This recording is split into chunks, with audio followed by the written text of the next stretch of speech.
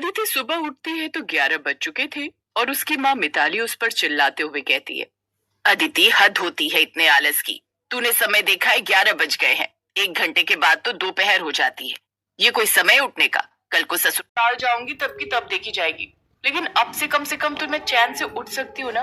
वैसे भी मायके में तो ये सब लाड प्यार मिल सकता है। जा, मैंने दोपहर का खाना बना दिया है। सुबह का नाश्ता तो तूने सोते हुए ही मिस कर दिया। जाकर गरम गरम खा ले। कॉलेज पूरा हुए 2 साल हो गए, ना नौकरी कर रही है और ना ही विदा होकर अपने ससुराल जा रही है। माँ, मैं तो उठ जाऊंगी, लेकिन सबसे पहले आप मेरी चप्पल मेरे पैरों के नीचे लाकर रख दो ना। आप जानती हो ना कि कितनी ठंड हो रही है। बेकार में मेरे पैरों में ठंड लग गई तो। और हाँ, प्लीज जाते जाते गीजर भी ऑन कर दो, मुझे नहाना है। और कुछ मैडम? आप बोलो तो आपको नहला भी दूं। अकेले कैसे नहा पाओगी? खुद परेशान हो जाओगी। अदिति ने हंसी मजाक करते हुए अपनी माँ को जवाब दिया, नहीं नहीं माँ, मैं खुद नहा लूंगी। इतनी ज्यादा मेरी केयर करने की जरूरत नहीं है। चलो ठीक है, आप चप्पल रखो और गीजर चलाकर चली जाओ। बाकी के सारे काम मैं खुद कर लूंगी। अब अदिति ठंड में मोटी शॉल लेकर उठती है और उसके बाद चप्पल पहनकर नहाने के लिए चली जाती है और गरम गरम खाना खाकर फिर से रजाई में घुस जाती है। थोड़ी ही देर में उसके कमरे में उसके पिता मुकेश आते हैं और कहते हैं, ये क्या अदिति, 11 बजे तो तू सोकर उठी थी और 1 बजे फिर से बिस्तर में घुस गई। इतना आलस करना भी अच्छा नहीं होता। तो पापा, मुझे जाकर क्या कोई पॉलिटिक्स लड़नी है? आराम कर लेती हूँ ना। वैसे भी सर्दियों में जितना शरीर को आराम दो उतना अच्छा रहता है। बेकार में क्यों अपने आप को थकाना। हाँ अदिति, तुझे कुछ नहीं करना। घर के सारे काम करने को नौकर चाकर है, लेकिन कम से कम उठकर बैठ तो सकती है। इतना सुस्त दिखना अच्छा नहीं होता, घर की बरकत जाती है। पापा, जब आप इतना कह रहे हो तो मैं उठकर बिस्तर से बाहर निकलकर बैठ सकती हूँ, लेकिन नीचे नहीं आने वाली हूँ। ठीक है अदिति, लेकिन कल तुझे सुबह 9 बजे उठना होगा। कल 11 बजे तुझे लड़के वाले देखने के लिए आ रहे हैं और इस बारे में मैं कुछ नहीं सुनूंगा।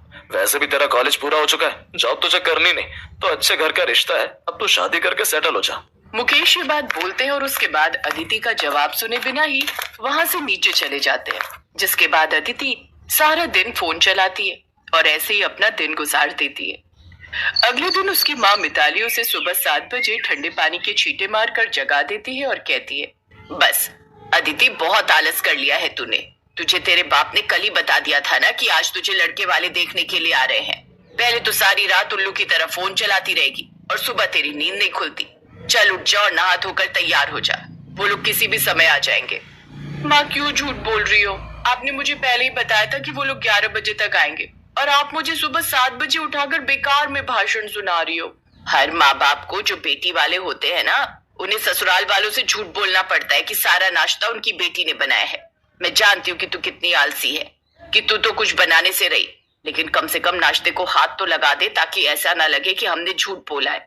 ठीक है माँ, आप गीजर ऑन करो, मेरी चप्पल नीचे रखो, मैं नहा कर आती हूँ और उसके बाद मैं रसोई में आकर आपके पास खड़ी हो जाऊंगी। मिताली चप्पल नीचे रखती है, गीजर ऑन करती है और चली जाती है और वहीं अदिति देर तक लेटी रहती है। वो दोबारा से सो जाती है और सुबह 9 बजे उठकर नहा धोकर तैयार हो जाती है। थोड़ी ही देर में ऋषभ अपने परिवार के साथ उसे देखने के लिए आता है और ऋषभ उसे देखकर कहता है, जी, मुझे तो अदिति जी बहुत पसंद है। अगर उनकी तरफ से भी हाँ है तो मुझे शादी मंजूर है। दोनों के हाँ करते ही शादी की बात आगे बढ़ा दी जाती है और अगले महीने सर्दी में शादी का मुहूर्त निकलता है। पंडित जी के जाने के बाद अदिति ने अपने पिता से कहा, पापा, आप लोग पागल हो गए क्या? जनवरी की भारी ठंड में आप लोग शादी रख रहे हैं। मैं तो लहंगा वगैरह भी ढंग से नहीं पहन पाऊंगी, कैसे एडजस्ट करेंगे? सर्दियों में शादी अच्छी रहती है बेटा, समय से सब लोग फ्री हो जाते हैं और एसी वगैरह का खर्चा भी कम आता है और शादी जब हो तभी अच्छी है। और वैसे भी मुहूर्त हमने नहीं, पंडित जी ने निकाला है। ऐसे कुछ समय गुजरता है और अदिति और ऋषभ की शादी हो जाती है। अब अदिति अपने ससुराल आ जाती है। सो रही थी कि तभी 8 बजे उसकी सास रोशनी उसके कमरे में आकर कहती है, उठ जा बहू, ऋषभ तो नहाने के लिए भी चला गया है और तू अभी तक उठी नहीं। मुझे लगा था कि मेरी बहू बड़ी संस्कारी होगी और रसोई में खाना बना रही होगी, लेकिन तू तो अभी तक सोई हुई है। माँ जी, अभी तो 8 बजे है, आप लोग मुझे क्यों उठा रही हो? बाहर देखो ना, कितनी ठंड लग रही है। ठंड है तो क्या जो रोज के काम होते हैं वो नहीं करने? अरे काम तो करने ही पड़ेंगे ना, यही तो जीवन है। चल खड़ी हो जा। रोशनी ये बोलकर चली जाती है और अदिति बिस्तर से उठते हुए खुद से कहती है, हे भगवान, ये मायके की ठंड वर्सेस ससुराल की ठंड कितनी अलग होती है।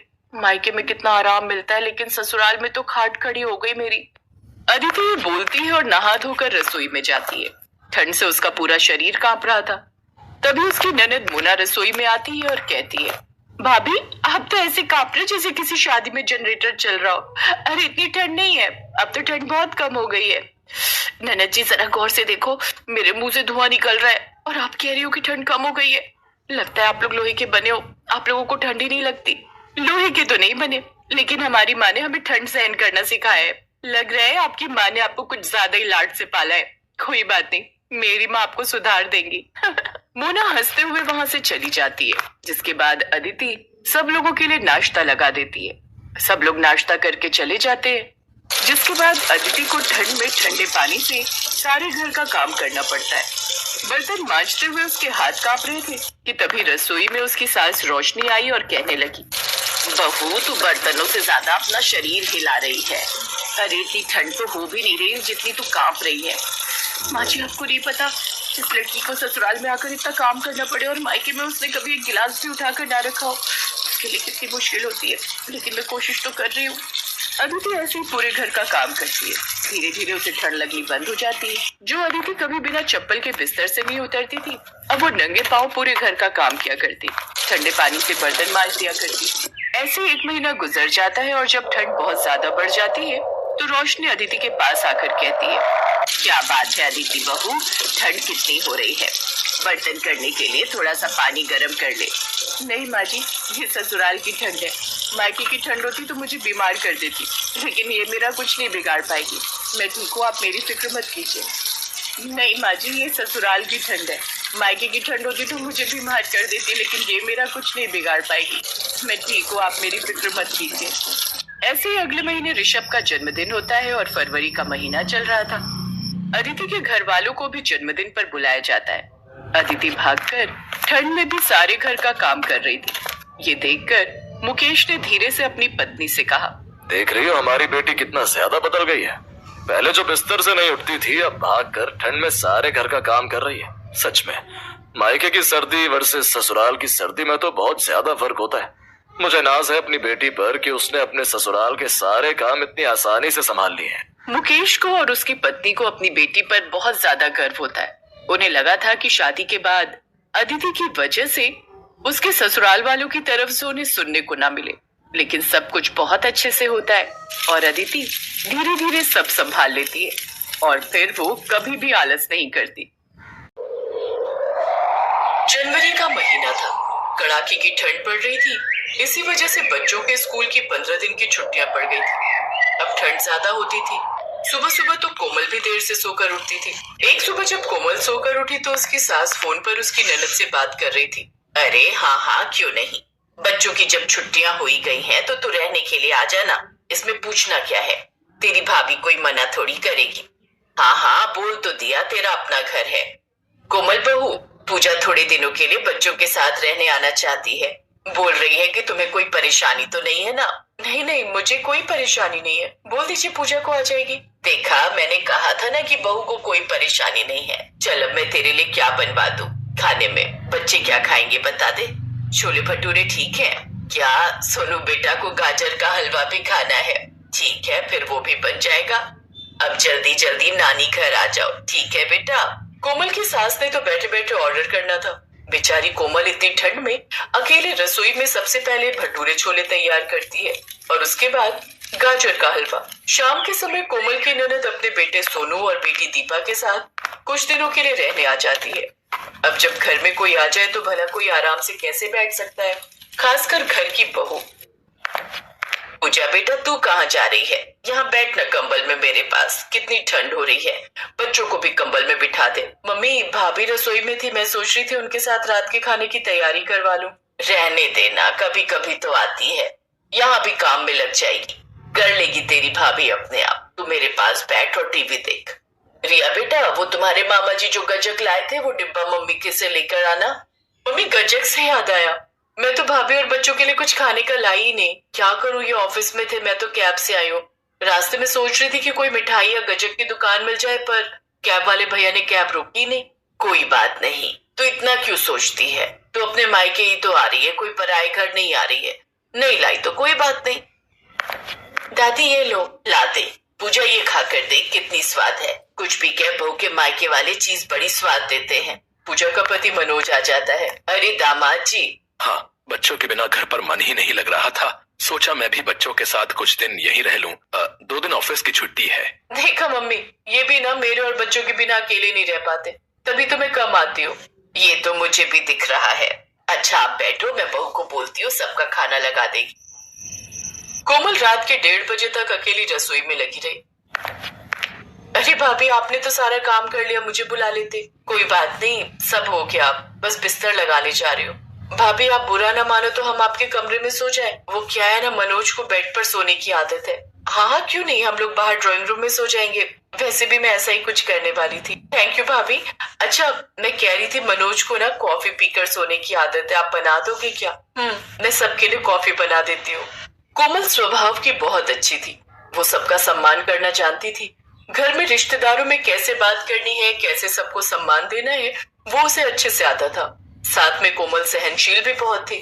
हालांकि वो सुबह से अकेली ठंड में रसोई में काम कर रही थी, पर फिर भी उसने ये बात किसी को महसूस नहीं होने दी। भाभी ये कंबल तो बहुत सुंदर है, नए लिए क्या? नए साल पर भैया ने गिफ्ट दिए थे, 2 दिन के लिए घर गई थी ना तभी। ओह अच्छा। कुछ देर बाद कोमल के ननद नंदोई और बच्चे उसके कमरे में सो गए। सास अपने कमरे में सो गई और कोमल ने ड्राइंग रूम में बिस्तर बिछा लिया। क्या हुआ, तुम इतनी चुप क्यों हो? कुछ नहीं, बस ऐसे ही थोड़ी थकावट है। हाँ मुझे पता है, तुम सुबह से ठंड में रसोई में लगी हुई थी। काम भी तो बहुत सारा हो गया। एक काम करता हूँ, कल मैं ऑफिस से छुट्टी ले लेता हूँ, तुम्हारे काम में हाथ बटा दूं। अरे नहीं नहीं, ऐसे अच्छा नहीं लगता। मैं अच्छे बुरे की कोई बात नहीं है, और मनोज जीजा जी भी तो कल घर पर ही हैं। मैं छुट्टी ले ही लेता हूँ। ठीक है, जैसी तुम्हारी मर्जी। अगले दिन अनिल ने भी ऑफिस से छुट्टी ले ली। अनिल भैया, बच्चे कहीं घूमने के लिए कह रहे हैं, चले क्या? क्यों भाभी, आप चलोगी? नहीं नहीं, मुझे तो बहुत काम है। आज वॉशिंग मशीन भी लगानी है, कपड़े धोने हैं, फिर सर्दियों की बारिश का कोई भरोसा नहीं होता कब आ जाए। तुम लोग हो? ठीक है, तो फिर हम लोग चले जाते हैं, बच्चों को ले जाएंगे। अनिल सबको लेकर घूमने चला गया। पूरा घर ऐसे ही फैला हुआ था मानो कोई बारात घर हो। पहली बार कोमल के मन में अपनी ननद के लिए कड़वाहट आई थी। इसी वजह से कोमल अपनी सास पर भी बरस पड़ी। माँ जी रात को क्या बनाना है बता दो, मैं कोई मशीन नहीं हूँ जो टाइम पर कुछ बोलोगे बनाने के लिए तो बनाऊंगी। पहले ही बता दो क्या बनाना है। क्या हुआ बहू, तुम इतने गुस्से में क्यों हो? बच्चों को आने दो, पूजा मनोज अनिल सबसे पूछ कर ही बनाना। कुछ हुआ है क्या? मम्मी देखो, बुआ जी ने हमें कितने सारे विंटर के कपड़े दिलवाए हैं, मोहित को भी दिलवाए हैं। मम्मी बुआ जी ने हमें बहुत सारे खिलौने भी दिलवाए, पास्ता बर्गर पिज्जा, हमने बहुत कुछ खाया। मम्मी और मूंग की दाल का हलवा लाई थी। रात को खाना खाकर गरम कर लेंगे, फिर सब मिलकर खाएंगे। अभी एक सरप्राइज और आ रहा है। सरप्राइज? कौन सा सरप्राइज? वह तो रात को ही पता चलेगा भाभी जी। कोमल के दिमाग में यही बात चल रही थी कि आखिर ऐसा क्या सरप्राइज है जो रात को मिलने वाला है। शायद घर के कामों में कोमल कुछ भूल गई थी, पर बाकी सबको याद था, और वो सरप्राइज था कोमल का जन्मदिन। रात को 12 बजे दरवाजे की घंटी बजी। कोमल, तुम्हारा सरप्राइज आ गया। कोमल के कमरे के दरवाजे के बाहर उसकी ननद नंदोई बच्चे और सास सब हाथों में केक और ढेर सारे गिफ्ट लिए हुए खड़े थे। ये सब कोमल के बर्थडे का सरप्राइज था। इस प्लान में अनिल और कोमल के बच्चे भी मिले हुए थे। हैप्पी बर्थडे कोमल भाभी, जन्मदिन की ढेर सारी शुभकामनाएं बहू, जीती रहो, सदा खुश रहो, ईश्वर तुम्हें लंबी आयु दे। Thank you so much. मैं तो अपना जन्मदिन भूल ही गई थी, आप सबको याद था, और ये इतने सारे गिफ्ट मेरे लिए। Thank you thank you thank you so much. अब आपका जन्मदिन जनवरी में आता है, ठंड में आता है, तो ठंड के मजे भी तो लेने चाहिए भाभी। अभी तो बहुत सारे सरप्राइज बाकी हैं। कल हमने आपके बर्थडे के लिए रेस्टोरेंट भी बुक किया है, हमने आपके मायके वालों को भी इनवाइट किया है। कल हम सब मिलकर आपका जन्मदिन धूमधाम से मनाएंगे भाभी। आप भी तो हमारे लिए कितना कुछ करते हो, तो हमारा भी तो फर्ज बनता है ना अपनी प्यारी भाभी के लिए कुछ करने का। सब मिलकर कोमल को जन्मदिन की बधाई देते हैं। अगले दिन कोमल के बर्थडे के लिए एक बड़े रेस्टोरेंट में पार्टी बुक की गई थी। कोमल अपनी ननद की दी हुई ड्रेस पहनती है। कोमल के मायके वाले भी जन्मदिन की पार्टी में पहुंचे थे। सारे इंतजाम पूजा ने थे। कोमल को एहसास होता है कि कुछ देर के लिए उसकी सोच अपनी ननद पूजा के लिए कड़वाहट वाली हो गई थी, पर पूजा के स्नेह ने सब कुछ संभाल लिया। ठंड के दिनों में अपने जन्मदिन पर कोमल के चेहरे पर एक अलग खुशी थी, और वो खुशी उसके चेहरे पर उसकी प्यारी ननद की वजह से ही आई थी।